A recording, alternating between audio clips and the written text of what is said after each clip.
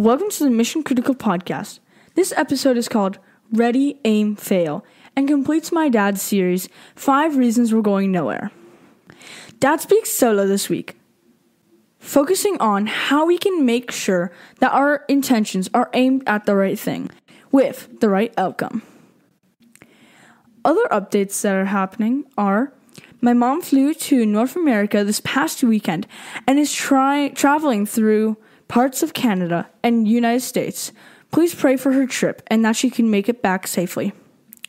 We are looking forward to your podcast comments. Please head over to lead55.com to send your thoughts. We'd love to hear them and discuss on future recordings. That's all for today. I hope that you enjoy this episode.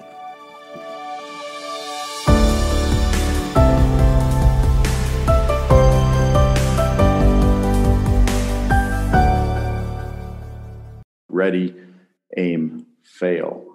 When I was in my 20s, I had a short summer job aerating lawns. Now, aerating means that you run in this little machine all over someone's lawn, all over the grass, and it pokes big holes in the grass, leaving these plugs, these chunks of soil up on top of the grass. So this one day I went to this property. I looked on the work order and found the address, went in there. Nobody was home. So I decided, well, I'll do this anyway.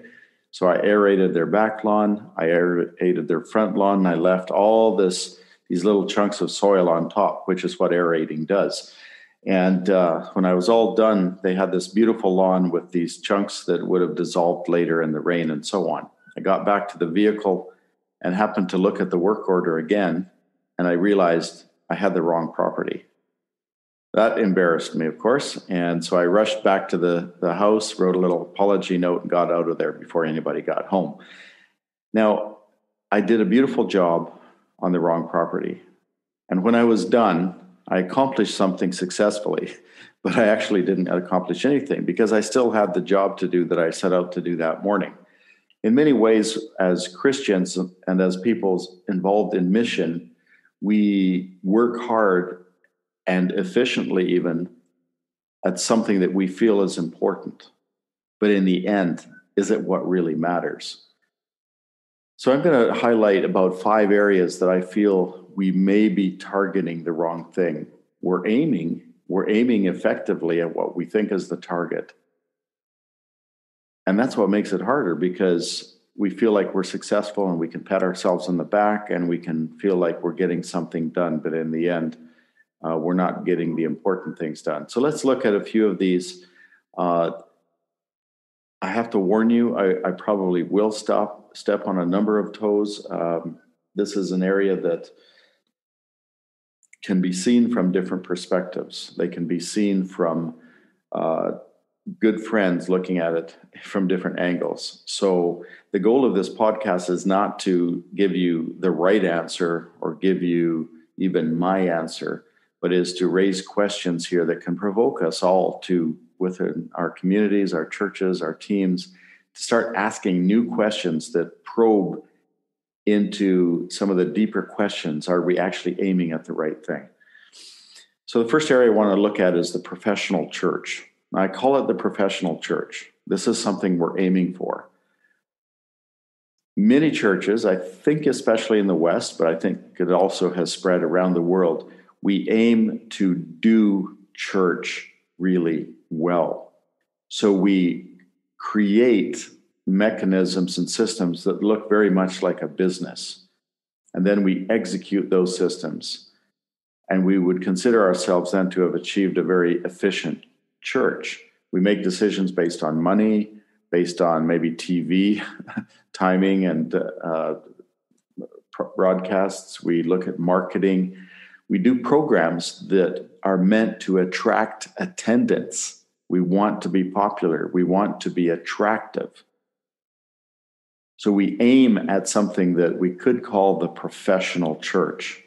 When we do that, we're actually hiring people, professionals, to run a program for us.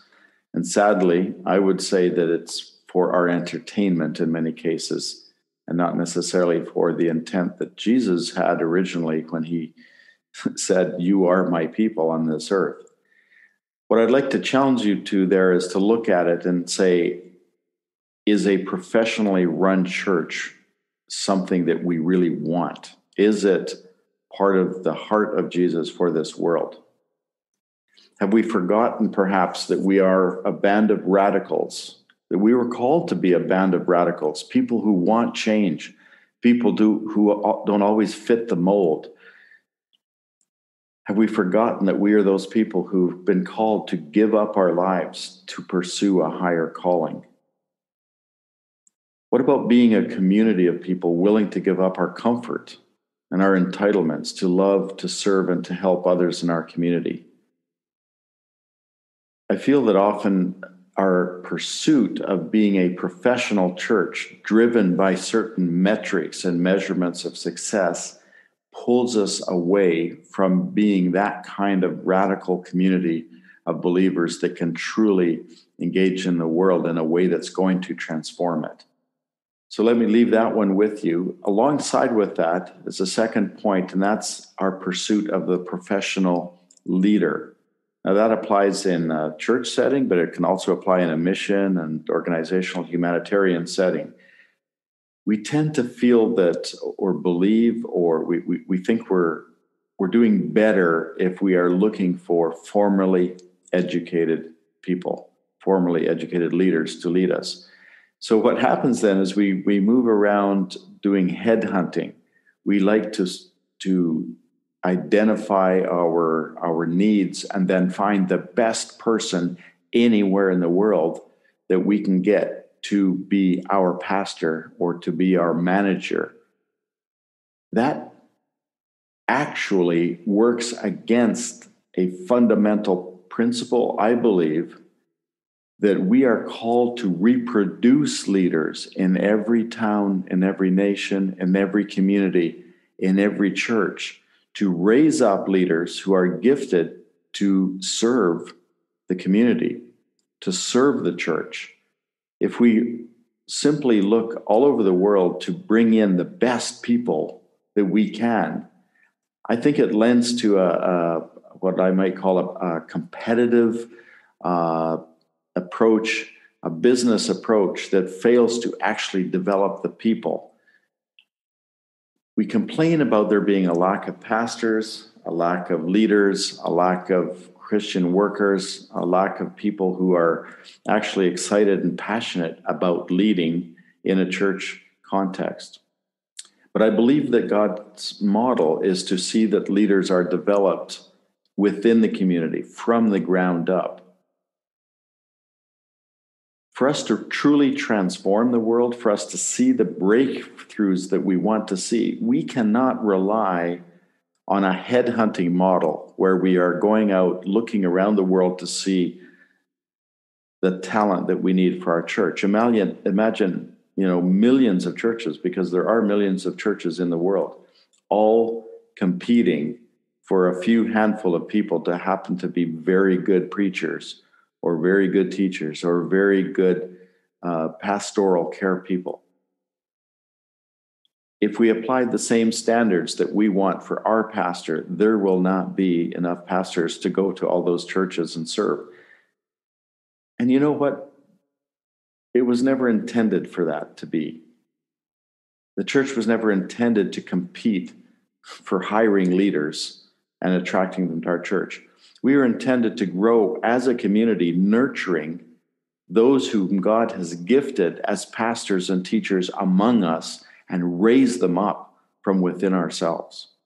Any congregation of 20, 30, 40 people or more has the talent, has the people that the Holy Spirit has gifted to lead and teach the rest of us. I truly believe that. But we've gone to a model of professionalism, copying, in some ways, the business world, looking for that kind of talent. Now, in another podcast, we discussed all of the excellent things that we can learn from the business community and from the science community. But in this case, we're missing the point if we try to simply go after professionalism as the mark of the leader that we need. we're failing. We're achieving something in the short term, and we're actually failing to embrace and mobilize the church worldwide in the diversity of leadership that we need. We also have something else that we aim for. I think you can relate to this very well. We aim for attendance. Attendance becomes the metric to measure success. If all of our churches were full of good people worshiping together, we would still not change the world. Let me say that again. If all of our churches were full of good people worshiping together, we would still not change the world. Why? Because we're aiming at the wrong thing. Attendance in a church does not change the world. We like that because it's measurable and because those in attendance give tithes. But that's not a measure of changing the world. Most of our budget is spent building 4 walls, hiring staff to work inside those 4 walls, to get more people to come once a week to sit inside those 4 walls, participating in a 1-hour program that looks pretty much almost the same every Sunday. Now, there's a lot of good that can happen in those 4 walls. And I appreciate the people that do a very good job of leading and serving in that context. But if that is our strategy for changing the world, we will fail because we're aiming at something that was never intended to be the strategy to reach the world. Our current understanding of our mission is not big enough and it's not robust enough to be transformational. We're aiming too low. So even in success, we fail. So what if we stopped measuring attendance at church and we started measuring engagement in the community? That's harder to measure. But if we started to think in that direction, just that one small change could start to help us really reorient our paradigm of what success looks like. We've elevated a smooth running Western style church to be sort of the end all, the great measurement of success. We've professionalized it. So along with the professional church and the professional leader and a focus on attention, we've really sort of painted ourselves into a corner where even if we succeed, we fail. If we keep doing what we're doing now as a global church and even improve it slightly, even tweak and incrementally improve what we're doing, we are going to come nowhere near the capacity we have to change the world. One other thing we aim for that I think distracts us from aiming at the real thing is we aim for the center, or we aim for power, the center of power. We do that politically when we're drawn into political battles where we are trying to gain control of the centers of power in our nation. Now, don't get me wrong. I believe every Christian has the potential and could be called to be involved in politics, in government, in justice, in social issues, and so on. We should engage in all of those aspects and be active participants. However, when we get to that point where the center of power becomes our accountability, it becomes our frame of reference, inevitably we get to a point of self-destruction. Because somewhere along the way in the journey to that center, we lose ourselves. And when we get to that center, we're no longer ourselves. So we think we got there, but we actually left ourselves behind, and we become someone else when we get there. What matters is that our center of values, our accountability, and our survival needs to remain on the fringes. Why do I say fringes? Around the periphery. around the edges, because it's in these fringes where there's the space where we are detached enough from the agendas of others and the agendas of nations, where we can see clearly and we can speak into and hold to accountability the powers that be in our nation.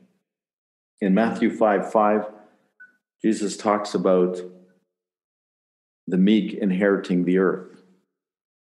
And the Greek original wording behind the word meek meant the kind of control that a horse would have when they were trained and controlled. And what it's saying is that it's not meekness in the way we often use it today, but it's that sense of submission. And when you submit, then you become useful and you can inherit the earth. You can have the influence that God wants you to have in the earth. When we pursue the centers of power, we tend to give up that submission to following Jesus, and we become part of a different center of power with a lot of other agendas and a lot of other controls. So my suggestion here is that we aim for something, we want, and we might get it, but in the end, we're no closer to the kind of breakthroughs and the kind of transformation that God has called us to be and to pursue in the world. What are we aiming for? In your business, your church, your community, your family, if you achieve it, do you do your part in changing the world, or have you successfully hit a target that means nothing? We need to stop playing church and start being church. We need to stop being busy and start caring about what our actions or our inactions mean in the lives of other people. How does what we do and how we love and how we live and how we express that compassion enter into the story of redemption for us and the people around us? We need to stop tweaking what we want from those inside the four walls and start looking for the amazing excess capacity of the global church, the passion, the talent, and the creativity that's found in the fringes. In the parable of the wedding, when the known dignitaries would not respond and come as guests to the wedding, those in the fringes were invited. That's where our future breakthroughs will come from that unknown, from that outside, from that untapped. Thankfully, there's a huge untapped resource that we have available to us.